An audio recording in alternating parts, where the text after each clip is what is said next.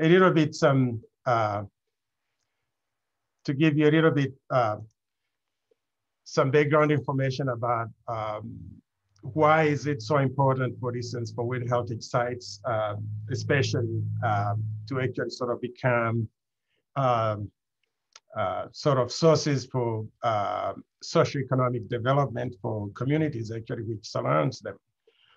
So when you think about Africa's rich and diverse basically World Heritage Sites, they are highly variable in a sense that if one needs to actually come up with both a conservation and sustainable use of those sites, we actually need to actually sort of come up with a really detailed sort of study first and trying to figure out, first of all, who are those stakeholders which actually sort of are going to be important in terms of actually sort of coming up with a policy which will allow, for instance, for sustainable sort of development and the use of those particular sites. So, of course, because of that, in order to actually be able to do that, one need to actually sort of come up with probably much more multifaceted strategies, which actually would include best practice and inclusive management to sustain that those World Heritage Sites, right? So, and if you do that, then you can actually have a greater potential for various stakeholders to actually sort of contribute to the planning, management, and also conservation of those sites. And Laetoli, for instance, it's a site which I would be focusing on a little bit more. It does actually sort of help us understand a little bit some of the challenges, which actually sort of, when you're trying to deal with conservation issues and actually sustainable use of such sites. So you need to actually look into, when you actually sort of try to use those sites as sources for socioeconomic development, we need to actually sort of promote them in a way that the impact both can actually sort of, probably much more of the positive impacts can actually sort of be felt both at the community, at the regional, and at the national level. And also we need to actually think about them as sites which actually can help us in advancing education and science. And these sites can become actually centers of excellences if you could actually sort of develop them in a way that education and the research actually sort of will actually sort of be intertwined. And they could also become what I would suggest marketplaces for indigenous knowledge systems. Laetoli is a perfect example. Some of the plants which actually sort of are found within the Laetoli area, for instance, are used by Maasai for medicinal purposes. So our research at Laetoli have actually sort of working with some ethnobotanists, we have actually been able to identify over 40 different plants. So not only actually sort of preserving the site, but also treating the site as a sort of a cultural landscape. It's very, very important. So, and then also these sites have actually the potentials to help promote peace and harmony, creating a sense of national identities.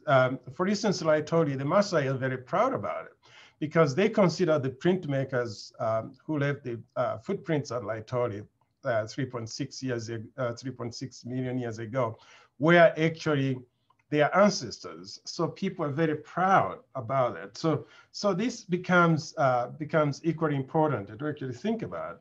So now, if we, let me see, I'm having a little bit. So if we think about these sites, and it becomes very important that we have to figure out a best way in which we can actually sort of preserve these sites in a way that they become very important for everybody. So So one of the major problems Africa has, and I have to say that, and also including Tanzania, um, there are some issues which actually sort of become important to actually sort of think about when we start to think about strategies in which sustainable sort of use of World Heritage sites can actually succeed. And those impending sort of problems or impediments include lack of best practice and inclusive general management plans. And Laetoli, it's exactly had those issues before. And right now we're actually working towards actually getting a better general management plan, which would actually sort of include communities, voices, and other stakeholders. So lack of community participation in management and conservation and sustainable use of these sites could actually sort of become an impediment for actually sort of developing a better policy, which actually allows them for a sustainable use of the site. So policies actually safeguarding heritage assets, especially in many African countries, they are outdated, and most of often they are out of reality. And when I say that, there is some sort of, particularly in Tanzania, when you look at the Tanzanian Antiquities Act, which was actually written in the 50s, it was written during the colonial time, in which actually sort of the local population were seen as individuals who actually did not know anything about archaeology, for instance. So they couldn't help actually sort of even in suggesting some better ways of actually sort of using those sites. And also the act, for instance, did not also take into account different expectations between governing bodies, communities, and custodians of heritage sites. So like site managers had actually sort of a completely different vision on how to actually sort of preserve those sites. So those are some of the problems. So fast forward, in 2019, we had a meeting in Paris actually to discuss the future of Laetoli. And at that meeting, there are several considerations which were actually suggested. Tanzania is actually sort of planning to actually sort of open Laetoli in a way that it can actually sustainably be used under basically the guidance of the Ngorongoro conservation authorities. So at that meeting, we have multiple stakeholders, including scientists, the conservation officers, various experts from UNESCO and World Heritage Center. And it was agreed that materials and processes required for any planned conservation related activities at Laetoli must include actually some infrastructure, for instance, water, electricity, and probably research facilities. And in order to be able to do that, a preparation was actually needed, in which actually we have to actually do some research to try to figure out what would be the best way to actually sort of protect the Laetoli footprints. So various ideas have actually been proposed before, and I will get into the historical sort of conservation efforts of the site itself. And that actually sort of, some of the things which were discussed at that meeting was actually a need for protection for the footprint. And that need was actually sort of viewed in case of actually sort of building an enclosure. And the question was, what type of an enclosure has to be built in which actually that site will actually still be left intact in a way that there will be no harm on the footprints. And then also, before that could happen, so there have to be a roadmap in which actually sort of an implementation plan, which including sort of various trials, different conservation trials have to actually be done. And of course, documentation of the site, sort of systematically documenting it in a way that we could have actually sort of a permanent record for that site, as well as trying to figure out how much will it cost for such an undertaking. So these were things which were actually sort of being discussed. And what was the timeline, as well as was there a monitoring plan in place, as well as a maintenance plan in which one could actually sort of use and also try to figure out if ever things happening at Laetoli in which actually sort of the conservation efforts and that sustainable use may have some negative impact, then one would have to have a mitigation plan, which actually sort of will come, will be in place. So these were things which were actually sort of discussed and considered. And of course, the other thing which became very critical is that within that, we have to integrate basically what we call landscape approach to conservation of archaeological with heritage sites at Laetoli. And that if you have to use that, basically you have to have a roadmap which will allow us to actually sort of continue to learn and adapt as we actually develop that management plan. So having a management plan which is actually adaptable and basically learning from outcomes to help improve the management plan for that particular site.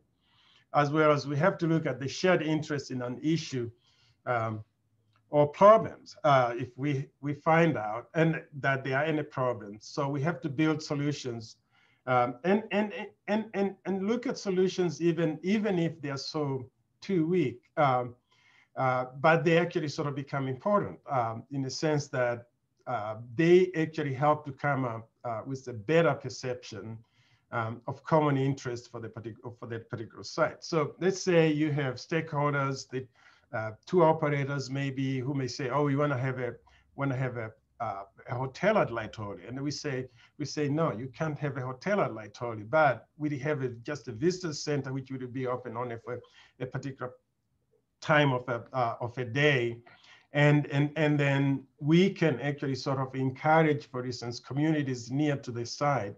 Like there is a village known as Endulen, and maybe have those accommodation facilities there. So, and Endulen is about 17 kilometers away from Laetoli site. So, and also looking at multiple scales in terms of on conservation strategies, basically being aware of different sort of systems which influence basically the conservation aspect of the site, and actually try to figure out, are there any sort of feedback loops which actually can help in having an effective management plan. So those were things which we actually had to think about and try to figure out who are we going to be able to work with and who actually can help us and try to figure out ways in which we can come up with a better management plan for Laetoli. So, and also realizing that that particular site has multiple functions. And landscape and their components have to be, they have multiple uses. And for instance, for Laetoli, the site, even though it's a World Heritage Site under the Ngorongoro Conservation, the local communities, Maasai people who live in that area also have actually used, for years, have used that as a grazing ground for their cattle, for their cows. And of course, that has some trade-offs. And one of the trade-offs, and I would actually be talking about later, is the fact that when you have sort of cows sort of roaming around in an area like Laetoli, of course, at some extent, obliterating some of the exposures. So that becomes an issue as well.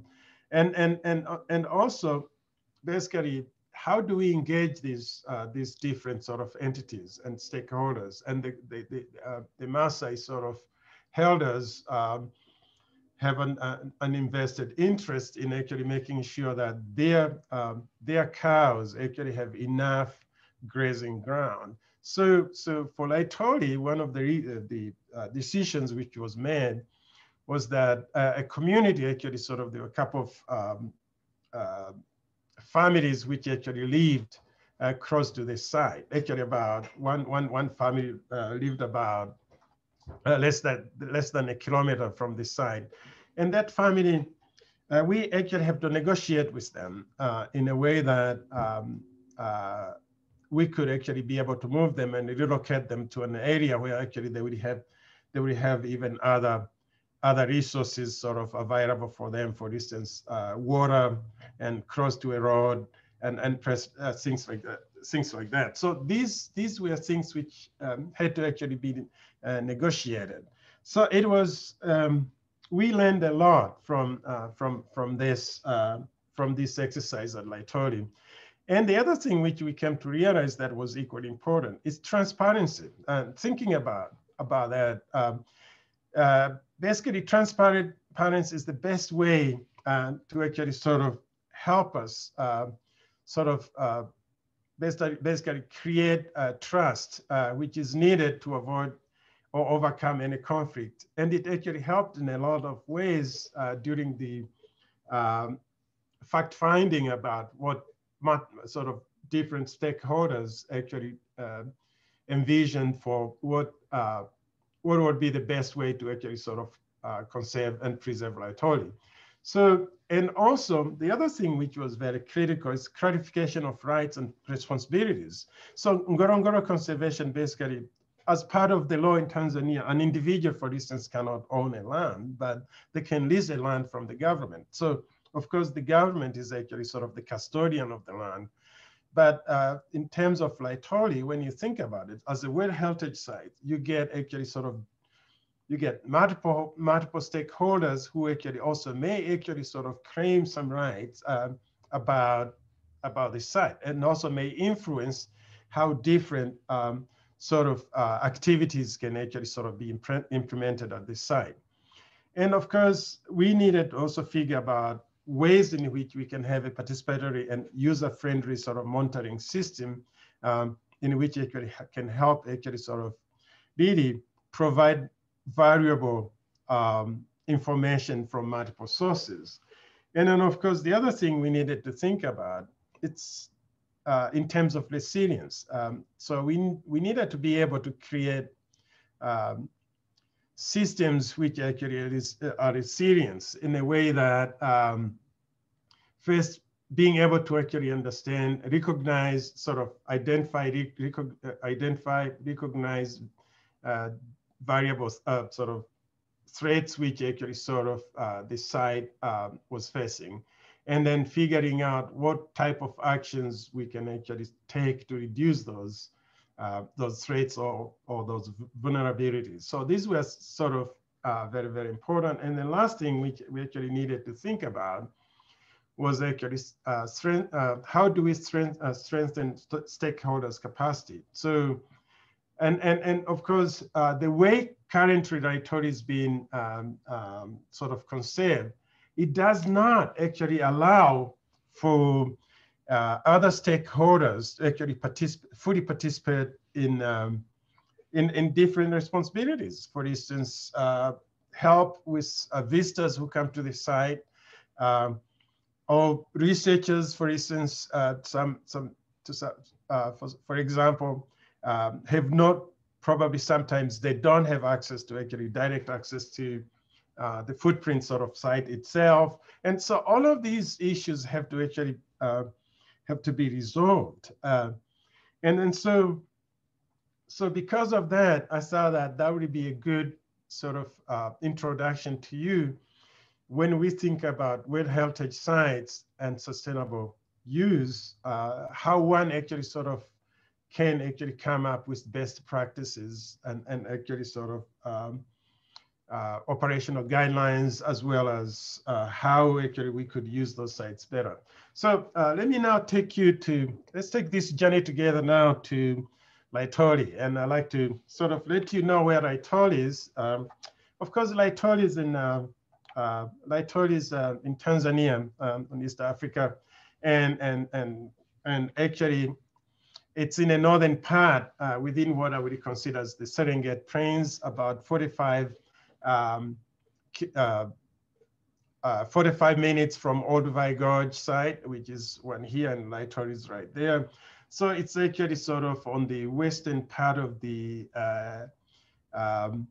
Lake Eyasi escarpment. And so within that particular site, it's sort of part of the Ngorongoro Conserved Highlands. Of course, it's on the western slopes of the Ngorongoro Highlands. So it has got really a very different sort of climate. And here, actually, we can see a little bit more sort of the topography of Laetoli, and in which actually we can see. But what is very important about Laetoli is that for years, people have actually sort of claimed that actually Laetoli was inaccessible, so that you couldn't actually get to Laetoli.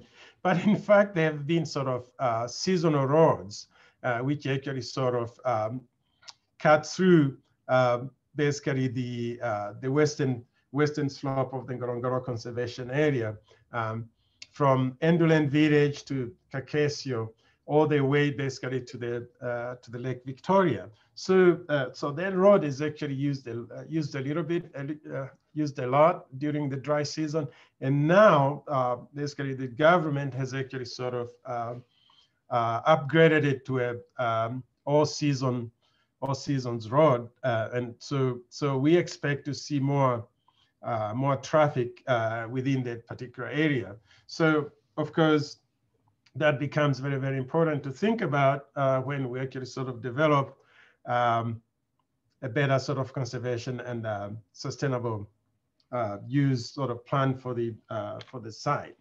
So the site Laetoli, actually, it's over basically over 210 square kilometers. And when we say that Laetoli as a site is over 210 square kilometers, basically we mean about paleontological exposures, which actually can be seen within the area. And as you can see, here is the map. They are basically over 32 paleontological sort of fossil collection localities which have been identified, but also there are also over 16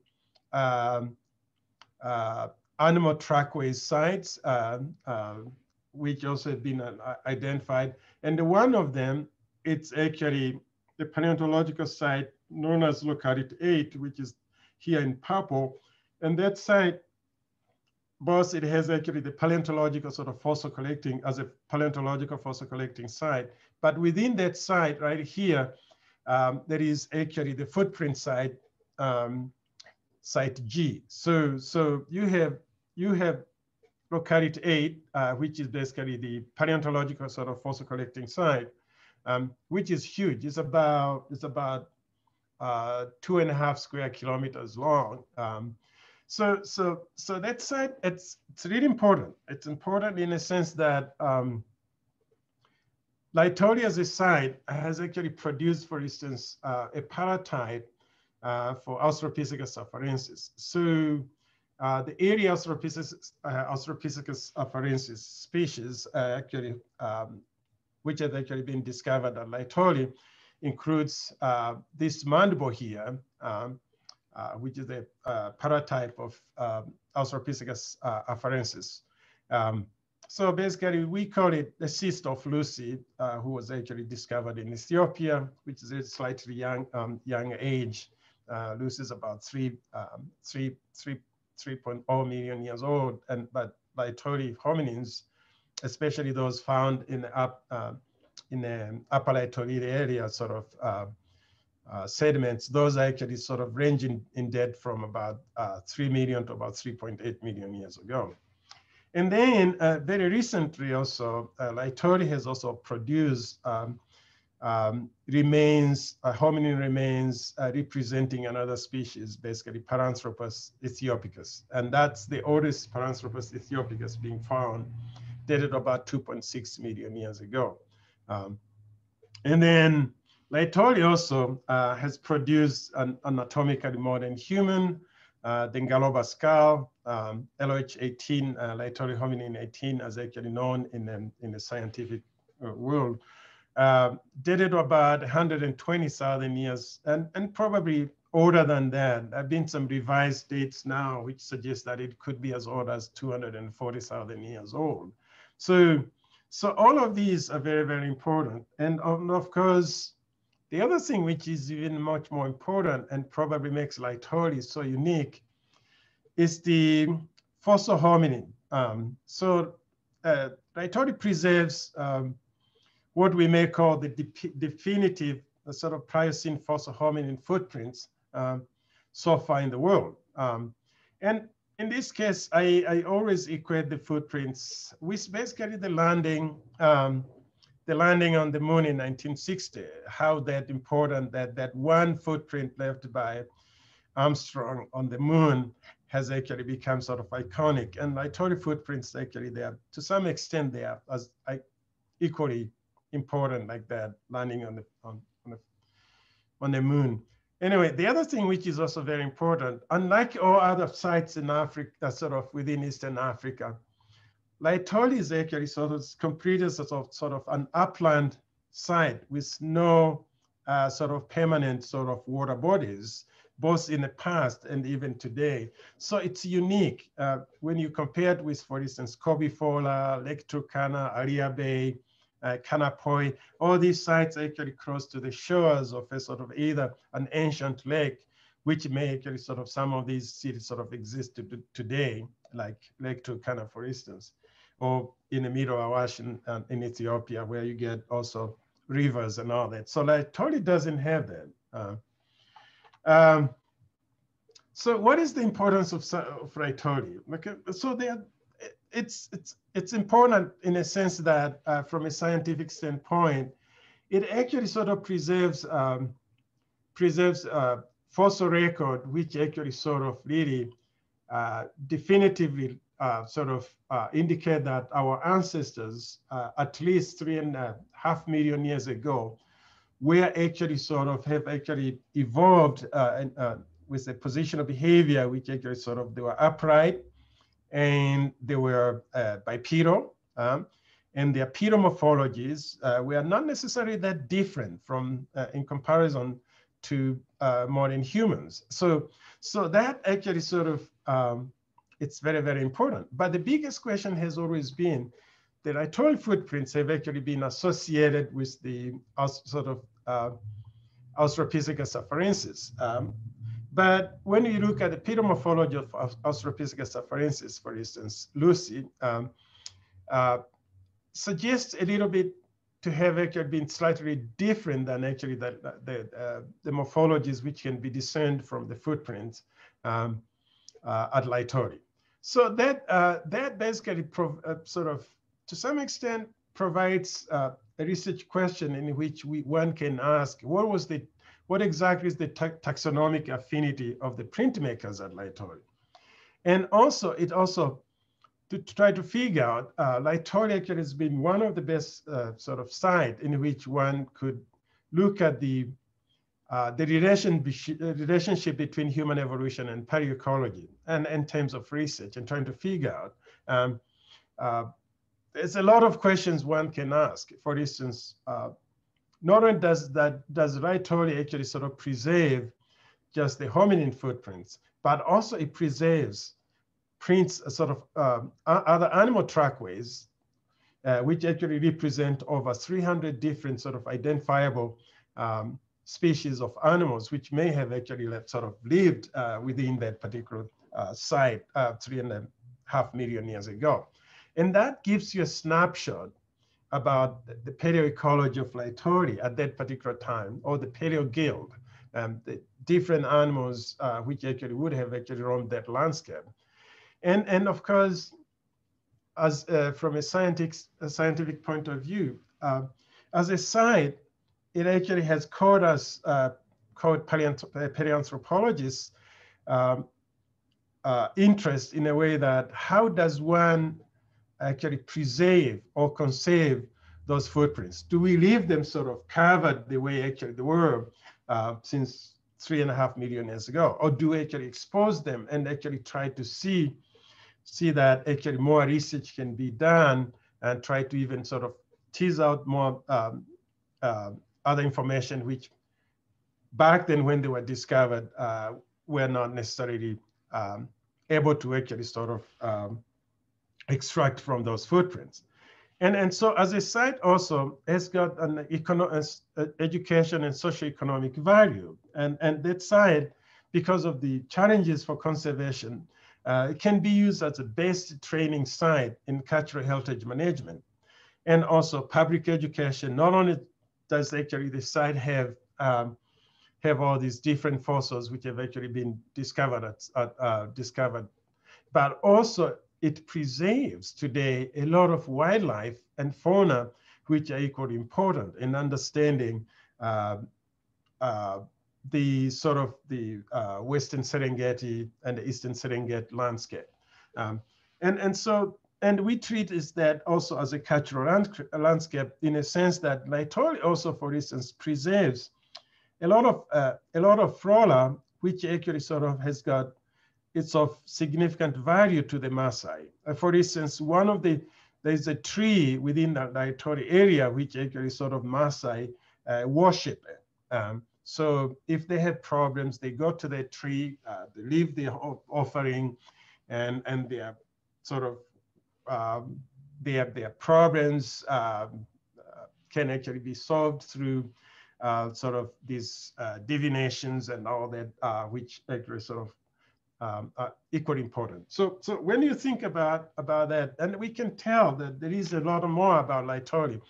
And of course, as a site, it has actually sort of produced a lot of fossil remains, but the remains which actually sort of found at Laetoli are bizarre in a sense that usually when you do an excavation at Laetoli, it does not yield a lot of specimen in a say, let's say in an area of 20 square meters. You may end up with maybe, if you're very lucky, about maybe 100 to about 200 sort of fossil remains. But as a landscape itself, you can actually do what we call surface collection, 100% surface collection, and it actually produces a lot of fossil remains. So far, there are over 40,000 fauna specimens which have actually been recovered from Laetoli since its discovery of about 50 years ago. And because of that, Laetoli now actually has become so important in a way that the Ngorongoro Conservation thinks about actually building a repository right on site, in which actually some of the collection also coming from Olduvai Gorge will actually be reposted at Laetoli. So the major discovery at Laetoli occurred about, we have to go back in 1976, in which actually the discovery of the hominin footprint trail, and this was the trail A prints, which actually sort of have been described as a non-hominin. Some people actually sort of suggest that they could have been actually bear prints. But then, of course, in 1978 was actually the discovery of the footprint trail at Site G, which is these footprints here. And here we can see actually Mary Leakey taking some measurements. So these discoveries, of course, at Laetoli, they are associated in the 70s all the way to basically to the 80s with actually efforts by the late Dr. Mary Leakey, who actually sort of seasonally worked at Laetoli.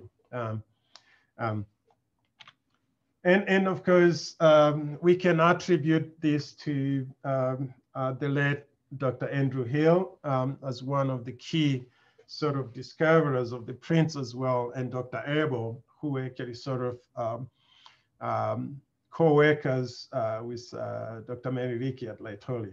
And here, in this, actually, this is a photo from the 1978 excavation.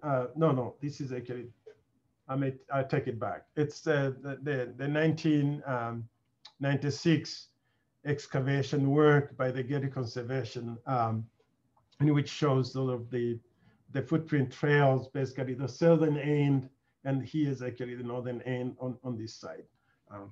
But what we know about Laetoli is that systematic work was actually done by Mary Leakey in 1979 during the excavation, which included photogrammetry and as well as mapping, and also she actually made a molding and casting of the entire trail, and those are actually sort of really important sort of documentation for this site. But what probably equally important is the meticulous work by Mary Leakey, in which actually she not only did she actually map out, but map out in a way that actually those prints, if you look at the map in her volume in the Laetoli volume in 1987, does actually show all these maps, which actually absolutely sort of stunning in a sense that they're up to sort of some millimeter in terms of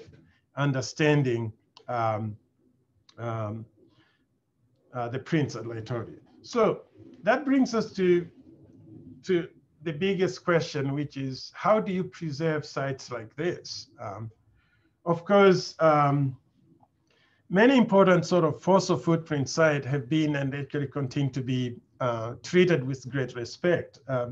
Martin Lockley actually calls them actually sort of sacred grounds.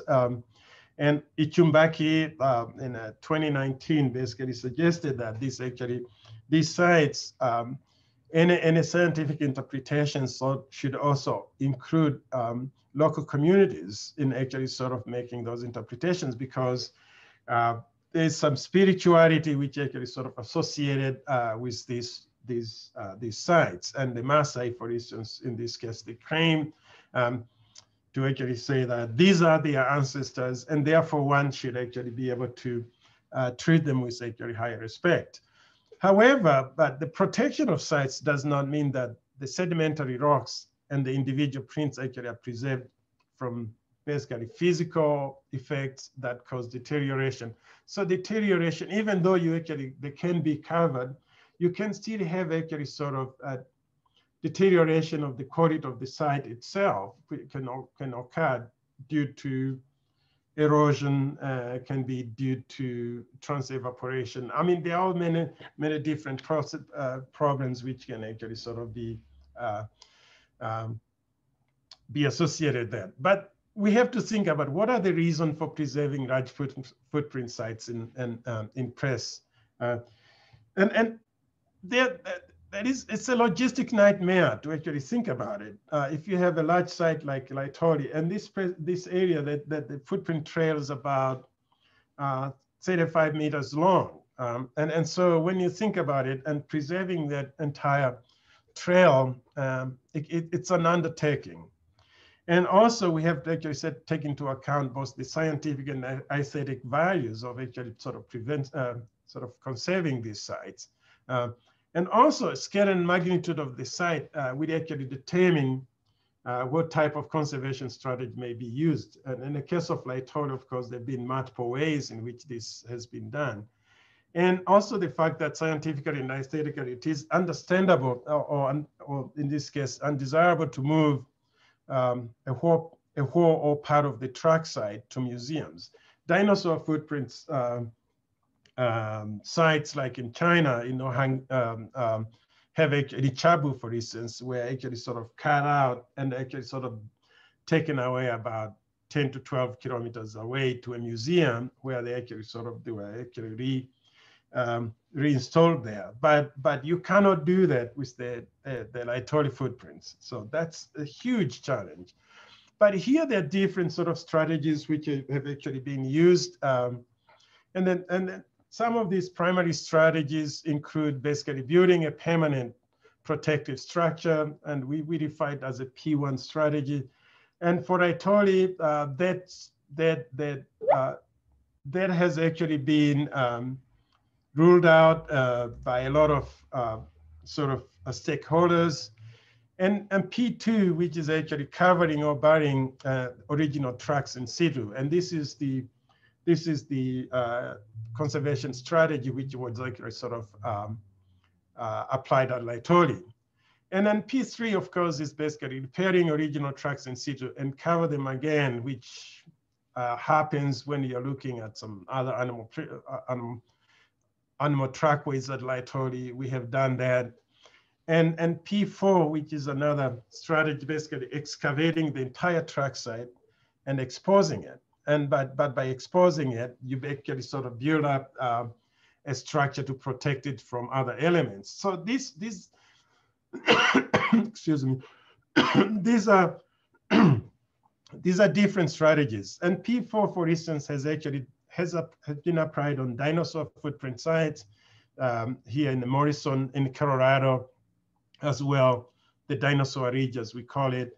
And also there is a site in Nicaragua, Acahualinca, that's a hominin footprint, sort of hominin footprint site, very about 3,000–4,000 years old, which actually sort of has been preserved that way.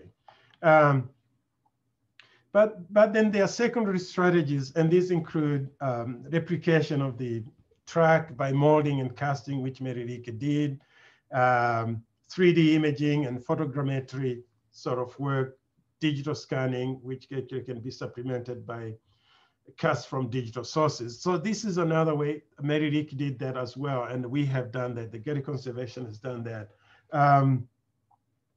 And we can do two imaging, basically photography, tracing, and mapping.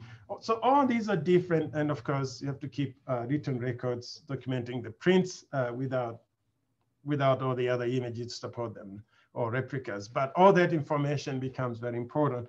But once you have this kind of information, that could actually be sort of used to actually create some exhibit in museums or a visiting center at a site, not necessarily at the prints themselves. But there's some problem which can be associated with primary and secondary conservation. Of course, while it may be desirable to preserve the original tracks by means of protective structures, which may reduce or mitigate erosion and weathering, logistically such tasks remain very challenging and may not necessarily be adequately addressed by primary strategies. And Laetoli seems to have those same challenges. But also likewise, burying or covering the track site, which may prevent erosion and weathering, does not necessarily stop sediment dissolution, tunneling and burrowing underneath by other organisms. And Laetoli has actually presented this as a challenge as well. So how do we balance these different sort of conservation sort of strategies? So we may have actually sort of to think about a combination of both primary and secondary strategies, and it has to be adaptive and site-specific. And for Laetoli, that's actually key to understanding how one can actually preserve it as a site. So here we see actually sort of the 1990s actually conservation area sort of work, which was done by the Getty Conservation Area. And I would just sort of go quickly on this, and then we can actually sort of get a little bit to see a little bit more. So this was done because the site was actually neglected in the 90s when Meririke retired in the 80s. So there were no regular visits to the site. And of course, acacia plants actually started to grow on the site. And then of course, that led into the entire basically global community to actually come up with an effort to try to figure out how to actually rescue those prints and actually sort of preserve them in situ. And in here you can see the excavation by the Getty Conservation. And also here you can see these different sort of mitigation sort of efforts which were done, and then sort of buried. The prints were sort of finally buried, but also sort of protected by lava borders on top. So here just give you a cross section on how the prints actually sort of, the conservation strategy was done. And then of course, all the sort of mitigation work which was actually carried out at Laetoli.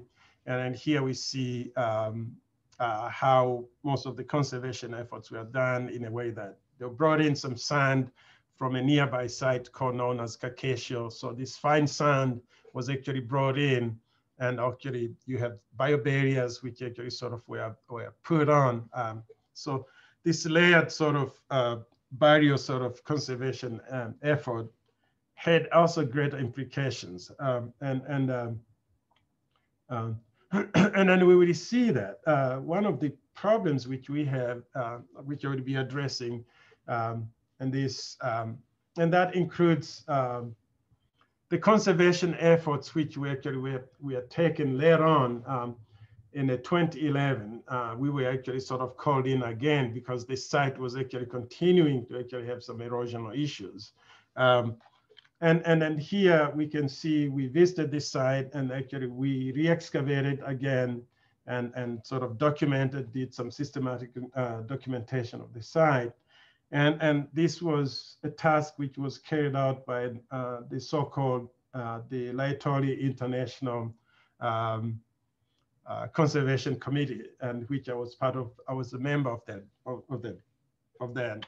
And then we did a lot of work at that. But what's really important is that we also learned a lot during that conservation efforts, which led into, again, even though they were actually sort of have been sort of conserved, roots such as you see here, the root of an acacia tree, actually sort of still were actually able to penetrate to the site, and actually sort of, and tunneling started to occur, and sort of more damage to some of the prints. And then the sand which was actually used to preserve the site started to adhere to the volcanic tuff.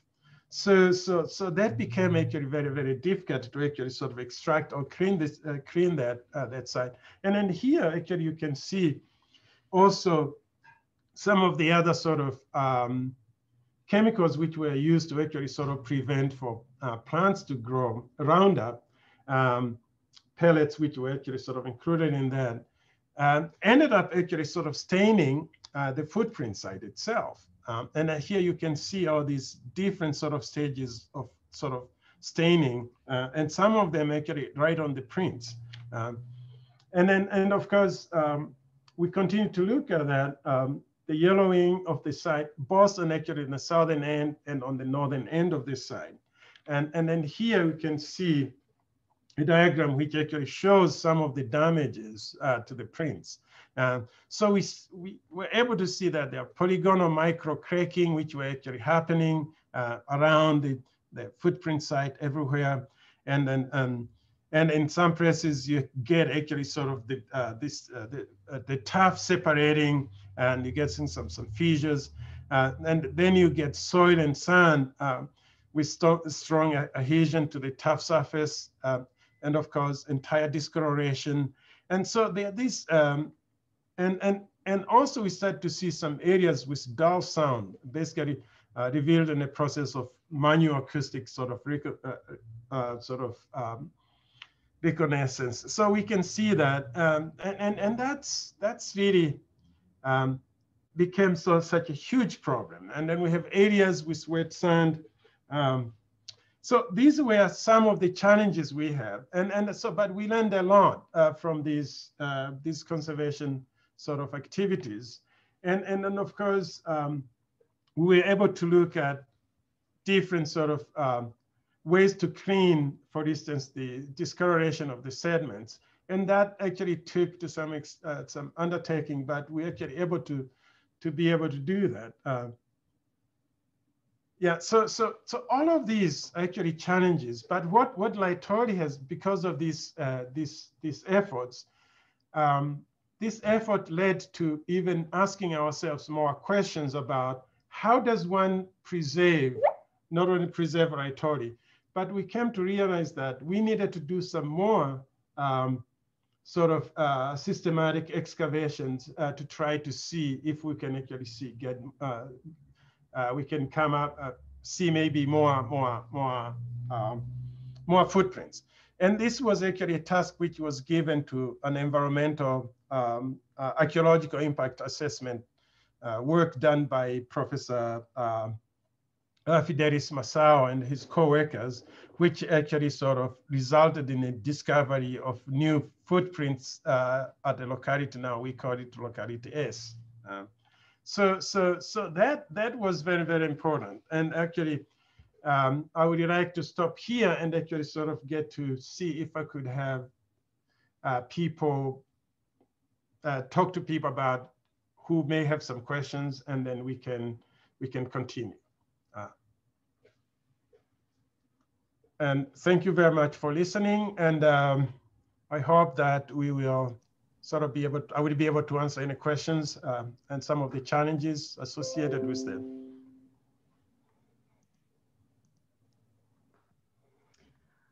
Okay, great. Thanks, Charles. So yeah, if anyone wants to ask a question, just pop it in the chat or raise your hand. We do actually have a question from Robin Crompton already. So it says, at the Colne footprint meeting, I was impressed with the involvement of Indigenous people in footprint interpretation. There were in particular 4 San, an Inuit, and an Australian Aboriginal person or people. Have the Maasai been involved in this way? They presumably have similarly awesome tracking skills to the San. Yeah, that's a very good question, Dr. Crompton. The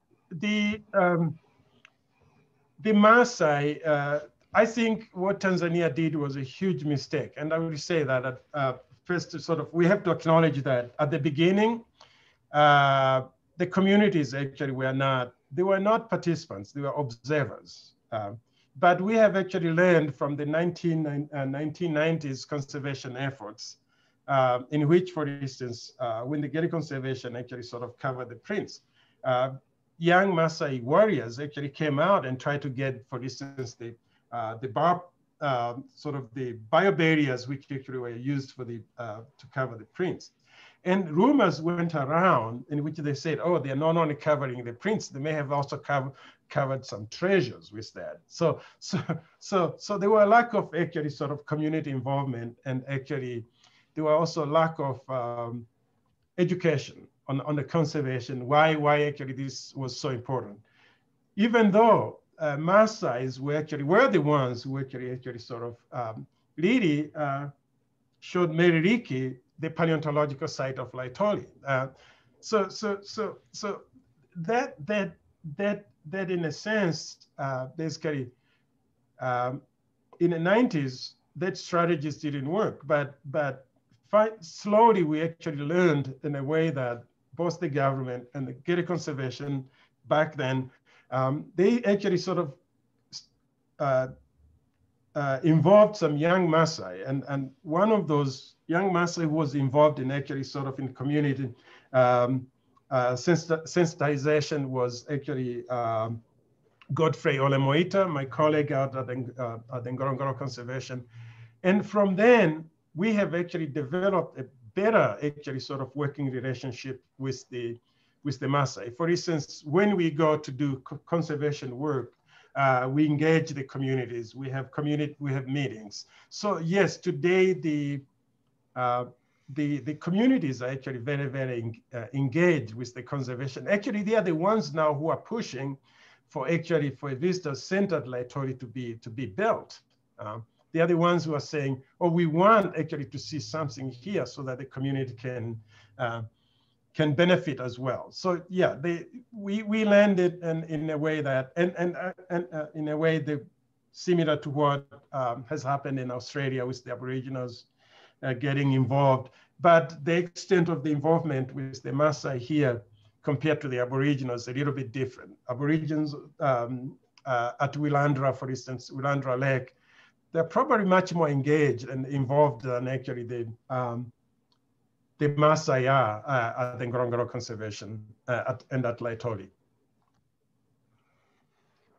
Okay, next question is from James Ferguson, who says, last year, Somalia became the final African country to ratify the 1972 UNESCO Convention. How big a step do you think this is towards the overall campaign to protect African heritage? Yeah, that's a good question. That's actually a very, very important question. If I could actually sort of backtrack a little bit and actually sort of in relation to that particular question. In 2019,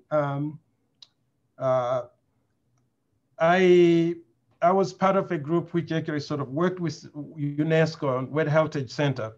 And we had a conference, we had a meeting. We had a meeting in Arusha, and actually sort of, although the meeting was sort of basically towards sort of in conjunction with the African Union, the Africa we want, in a 2030 Africa we want sort of idea. In a sense, one of the biggest concern now and is actually not only how do we actually protect World Heritage Sites, but actually how do communities actually sort of participate in not only in protecting those World Heritage Sites, but using them as actually as an economic driver. So for communities surrounding them. So because of that, I think it has really become important. It's pertinent now that almost every country in Africa realizes that they have the responsibilities of actually sort of protecting these World Heritage Sites. And the majority of them actually have ratified the UNESCO World Heritage Convention. And sort of, so it is, of course, some countries, Somalia has got, it's an interesting case in my opinion, in a sense, but I think there is a lot of pressure also under United African Union to actually sort of to push, which is also pushing for the same actions like what the UNESCO Convention does. So I'm hoping that all of African countries will actually finally ratify the convention, and not only ratify it, but also start taking actions. I don't know if I answered your question, but I think I did. Okay, does anyone else have a question?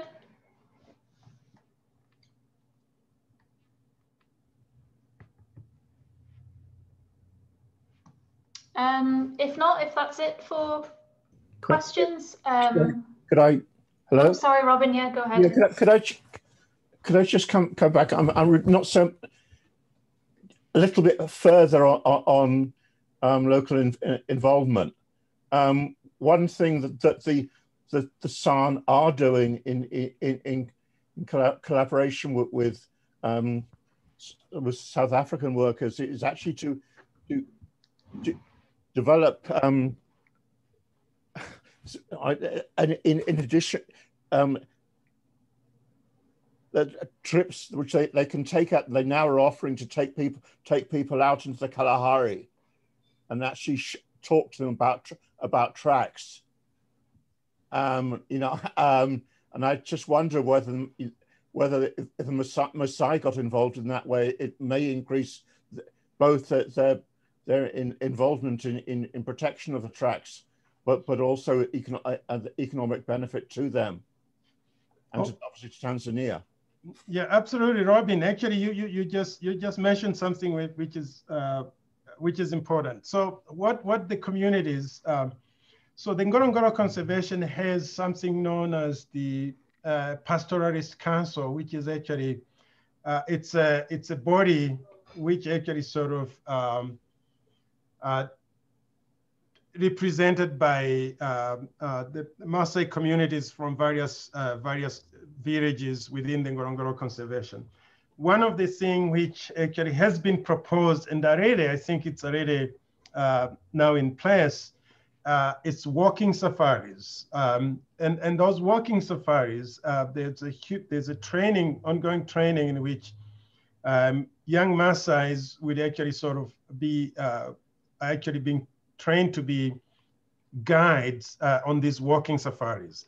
And one of the one of the idea was actually to bring them to sites like Laetoli, for instance, and actually have them walk around, because it's not to the core site, core site G and S, but in other localities, and let them walk. Because what is very interesting that, Robin, is that if you go to Laetoli today, you actually, every time it rains, the tuff 7, which is actually the footprint tuff, it's actually widely distributed in the area. So any erosional surfaces you see, you can actually see some animal trackways. And I actually didn't talk a little bit more about that, but those animal trackways, and a lot of these young Maasai now are actually trained to actually sort of interpret those prints and actually tell people what type of an animal, what type of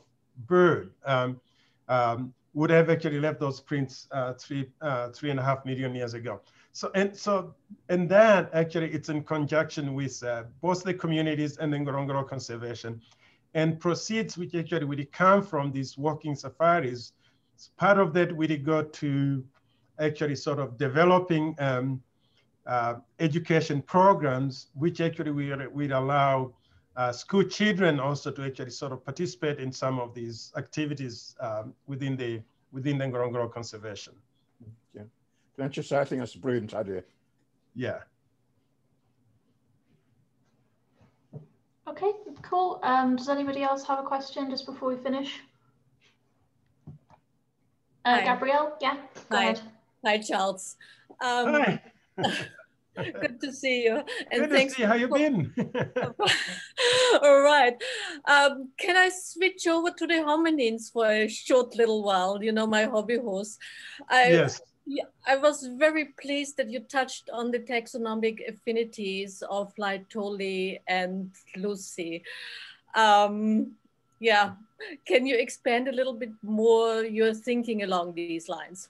So, so thank you for asking me this question, because I have some news which actually probably would make you happy. so when I have always actually wondered about the Laetoli prints, right? And the fact that we have actually sort of saw that they could have been left by Australopithecus afarensis, which is probably fine. It's true, it could be, but at the same time, there's a lot of information which does not pan out with that idea, especially when you look at the pedomorphology of the prints themselves. Of course, there is that one print which everybody talks about, which actually has got the hallux sort of a little bit, or sort of chimp-like, but it's only just one print, right? And the question has always been, how is that possible that the rest of the prints are actually perfect, like sort of within the basically human sort of hominin sort of pedomorphology we expected to see, except for that one print. Now, the new prints, right? The new prints at Laetoli, at site site S, those actually fit within the modern humans. We are finishing up an article in which we actually sort of, comparative data from various people from all over the world, unshod people who actually sort of, we have their footprint data. And those prints actually fall within the modern human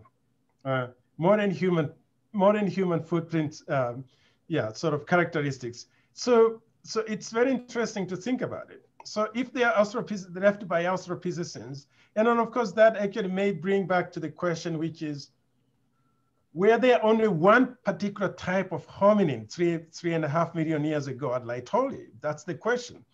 And Philip Tobias back then actually suggested that the Laetoli printmakers were not necessarily similar to the Hadar fossil hominins, as sort of the Australopithecus afarensis. So he saw that there could be actually sort of a variant at Laetoli, which probably was much more different, and lived in a completely different habitat. And there's actually sort of, when you take that information and you take also the paleoecological information together, you get those pieces together. And then recently, Laetoli, we discovered a mandible, which absolutely looks so different. It's 3.6 million. It's actually below top 7. So it's about 3.6, 3.65. Not only one, but two of them. One actually is like I would say it's a Paranthropus, it's a P. Ethiopicus-like. So the question is it possible that actually 3.6 million years ago, multiple species actually sort of roamed the Laetoli landscape? And if it did, I mean, people have suggested that Paranthropus were a little bit, morphologically speaking, much more different than actually the Afarensis group. So if that's the case, is it possible what we're actually seeing particularly at site S, those prints actually, one of the trails at site S is actually, the individuals are actually larger than the site G prints. So the question is, if we actually say that G1 and G2 prints at site G would actually have been left by a male and a female, because people have talked about that in the past. So what about the S1 prints at site? Yeah. So these are the questions which actually sort of, I get excited about talking about this, but I think in the near future, we are going to start to think about it a little bit differently. And then I'm sure that we may actually end up changing that the affinity we give the footprint to Australopithecus afarensis. We will start to question that wisdom. Why are we doing that? And of course, as we start to see all these different sort of fossil hominins sort of at Laetoli, which are highly diversified, then we can't make a claim that only afarensis would have left those prints. So my opinion is that I think there is more than we know. And it's going to be interesting to actually think about it a little bit. Maybe we need to actually sort of go back and start reviewing what we understand about the diversification of hominin during the Pliocene period, especially that particular period, 3.8 million years ago to about 3 million. I don't agree that actually sort of you have this one single evolving hominin for such a very... Thank you.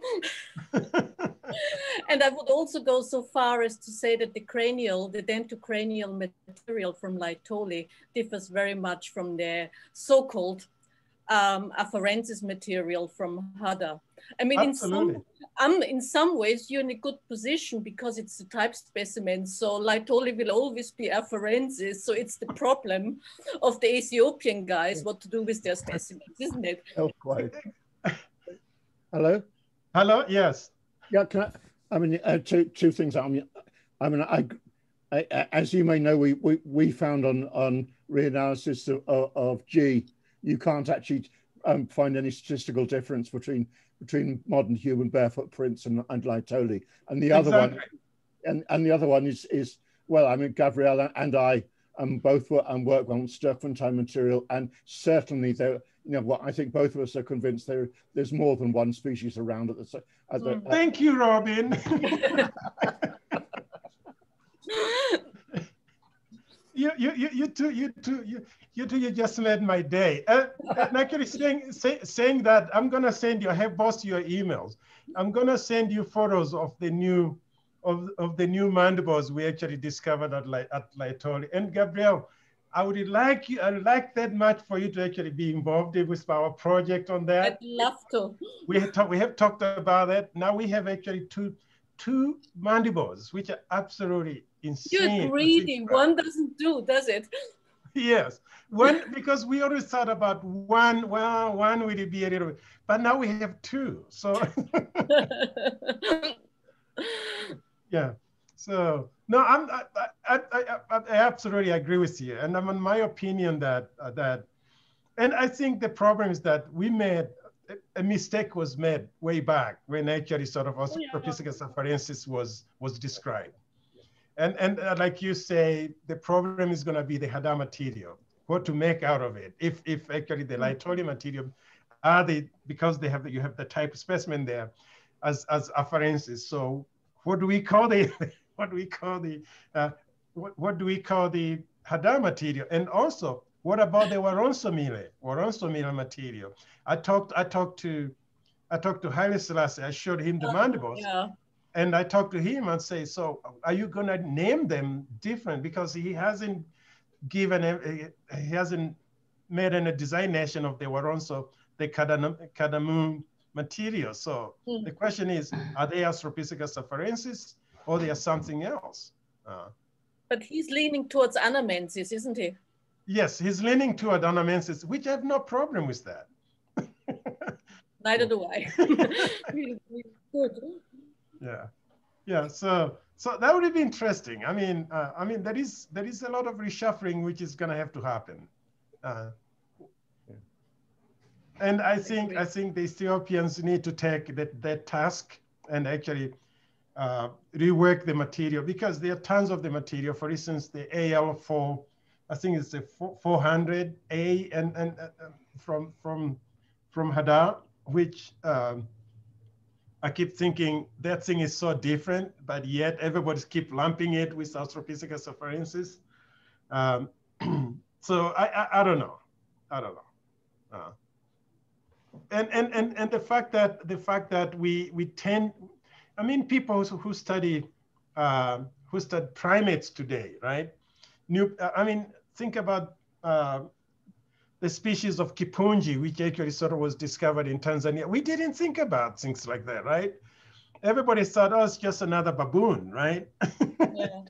It's actually different. So why don't we think that actually diversification of hominins during the Pleistocene period would have been as high as what we see today with other primates? And we are dealing with such a time depth. We are dealing hundreds of thousands of years apart, and assuming that you have the same morphology and the same species through time, in deep time, I think it's just pushing it a bit too far. Absolutely. I totally agree with you. Yeah. Okay, cool. I think we should call it a day there. It's dinner time in the UK, so we probably want to let everyone go now. It's getting late. That was a really good discussion that you guys got going there. Yeah, it's getting late. Otherwise, Gabriel and I would just be talking until. We can do it some other time privately. Exactly. Yeah. I would send you an email. Maybe we can have a Zoom meeting sometime to talk a little bit about this. Yes, we should. Yeah. Thanks for the talk, Charles. You're welcome. Thank you. I'd like to in communication as well about the prints. And Robin, yes. I mean, I have some ideas. I would also like to sort of run by you about collecting some more footprint data from another group in Tanzania of unshod people, whether you may be interested in that. Absolutely. Okay, so we will talk. Okay, cheers then. Bye. Okay, thank you. Thank you. All right, thanks everyone for coming, and thanks Charles for the talk. I hope to see you all at the same time next week for a talk by Professor Rick Potts. Oh yeah, I would join that talk. Okay, I'll see you then, Charles. Next week. See you. Bye everyone. Thank you. Bye. Bye.